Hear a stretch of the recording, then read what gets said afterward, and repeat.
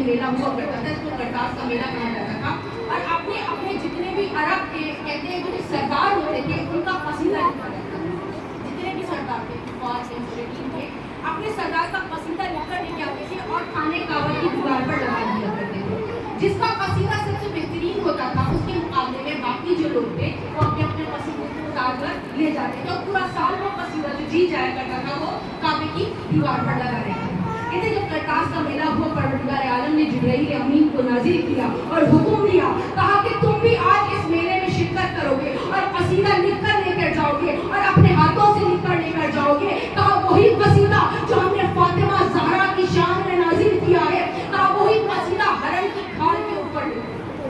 رسول خدا کو حکم دیا اللہ نے کہ وہی نعتینا کا قصیدہ ہرن. اور یہ واقعہ یہ بات ان لوگوں کے جو منہ پر تماچا ہے کہ جو کہتے تھے کہ معاذاللہ رسول لکھنا پڑھنا نہیں جانتے تھے، معاذاللہ رسول امی تھے. امی کا مطلب یہ لیا گیا معاذاللہ رسول لکھنا پڑھنا. دیکھیے امی اس کو کہتے ہیں کہ جس کا بولنا وہی ہو، کہ جس کی زبان سے نکلے ہوئے الفاظ ام الکتاب بن جائیں، اسے محمد مصطفیٰ وہ نبی پڑھنا نہیں چاہتا ہوگا جس کے صدقے میں اللہ نے کائنات کو بنایا ہے، جس کے صدقے میں بڑے سے بڑا عالم بنا ہے میں اور آپ بنے.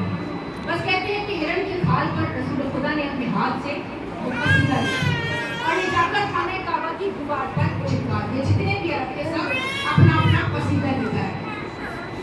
جب وہ قصیدہ لے کر آئے اس کے مقابلے میں کہتے ہیں جب اس قصیدے کو پڑھا گیا